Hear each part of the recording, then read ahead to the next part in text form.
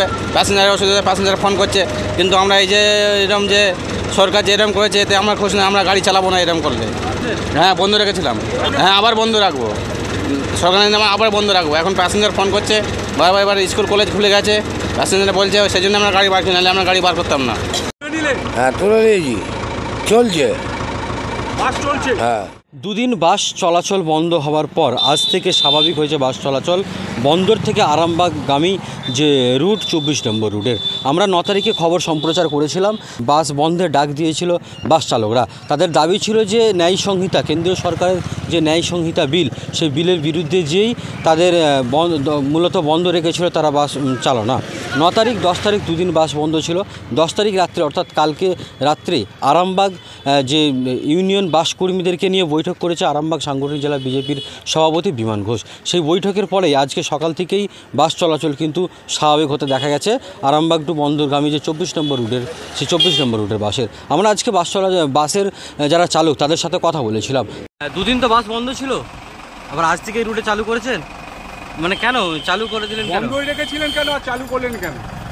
এটা ওই ড্রাইভারদের 5 বছরের জেল আর 7 লাখ টাকা দিতে হবে, ওই জন্যই করেছে।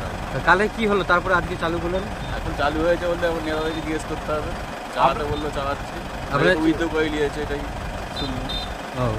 কী নাম আপনার? বাসুদেব মালিক। ঠিক আছে, তাদের মূলত যে দাবি, যারা নিত্যযাত্রীরা, বাসের যারা নিত্যযাত্রীরা, তাদের কথা মাথায় রেখে তারা বাস চালানো শুরু করেছে আজ থেকে। সমাধান হয় না, আমরা বাস চালাচ্ছি, আমরা এতে খুব অসুবিধার মধ্যে চালাচ্ছি। বাসটা যে চালাচ্ছে আপনাদের দাবি মিটলো না, অথচ বাস চালাচ্ছেন কেন?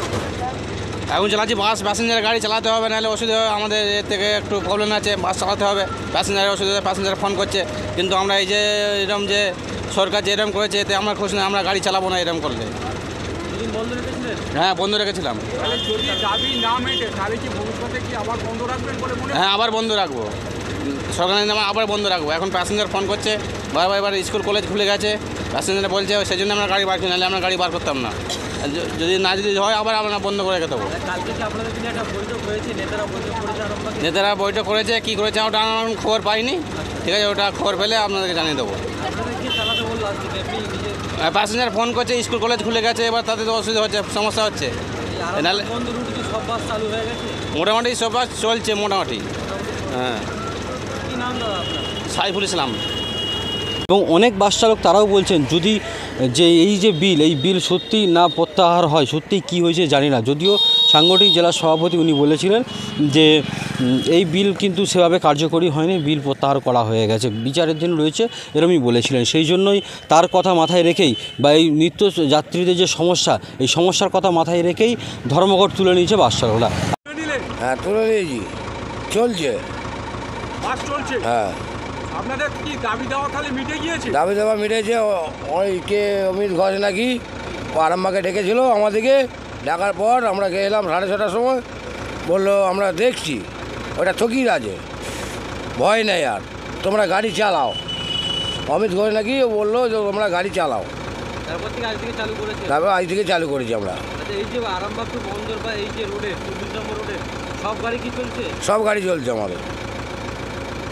কি নাম? বনমালী হাজরা। সকাল থেকেই স্বাভাবিক হয়েছে বাস চলাচল। অনেক বাস চালকের সাথে কথা বলেছিলাম, তারা মূলত কি বলছে সেটা শোনাবো। সমস্যা মেটেনি, তবে প্যাসেঞ্জারের খুব অসুবিধা হচ্ছে বলে চালাতে বাধ্য আমরা। আপনাদের সমস্যা কি এখনো মেটেনি? তাহলে রাস্তার জন্য তো বন্ধ হয়েছিল, রাস্তা তো কিছুই বাগেন।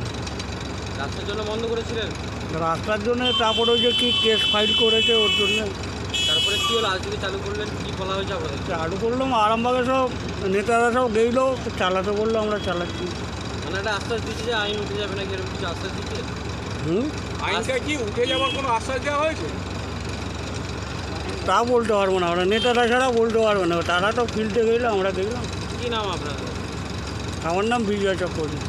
এবং পাশাপাশি আরামবাগ সাংগঠনিক জেলা বিজেপির সভাপতি বিমান ঘোষ কী বলেছে তাও শোনাবো। দেখুন, এদেরকে এই বাস কর্মচারী সংগঠনে যারা আছে, যারা এই বাস চালিয়ে বা কন্ট্রাক্টারি করে যারা জীবনযাপন করে, যাদের রুটি রোজগার হয়, তাদেরকে ভুল বুঝিয়ে একটা মিথ্যাচার করে এখানকার কিছু তৃণমূল কংগ্রেসের নেতা বেশ কিছুদিন ধরে বাস ধর্মঘট করে সাধারণ মানুষের ক্ষতি করিয়েছে। আর সেই ব্যাপারটা ক্লিয়ার করার জন্য এখানে এলাম যে কেন্দ্রীয় কোনো এরকম আইন বলবৎ হয়নি, যেটা 106-এর 2 উপধারা, যে ধারাটা ছিল পরিবহন আইনে, ঠিক আছে, সেই আইন এখানে বলবৎ হয়নি। কেন্দ্রীয় স্বরাষ্ট্র সচিব মাননীয় অজয় ভাল্লা এই আইন বলবৎ হওয়ার জন্য যখন কথা হয়েছিল, তখন সেই সময় রাত্রিবেলা অল ইন্ডিয়া লরি অ্যাসোসিয়েশন এবং বাস তাদের ডেকে এই আইন বলবৎ হয়নি উনি স্টেটমেন্ট দিয়েছেন, এবং কোনো ধরনের আইন বলবৎ হয়নি সেটা এনারা জানে না। আমি বাস স্ট্যান্ডে এসেছি বিষয়টা ক্লিয়ার করার জন্য, যাতে আগামী দিনে সাধারণ মানুষ, এই যে বাস বন্ধ, সাধারণ মানুষ আসতে পারছে না, রুগী আসতে পারছে না, কত মানুষের ক্ষতি হচ্ছে, ওদের রুটি রোজগারে ক্ষতি হচ্ছে, সেটা ক্লিয়ার করার জন্য এখানে এসেছি। ওনারা বলেছেন কাল সকাল থেকে বাস চালাবো, আমিও বললাম বাস চালান। রাস্তাঘাটের যে সমস্যার কথা বললো, ওনারা নির্দিষ্ট অভিযোগ জানালে এই বিষয় নিয়েও যেখানে যেখানে যাওয়ার যাবো। আরামবাগ থেকে মানর আলী খান, আপনারা দেখছিলেন রাজ্য বার্তা।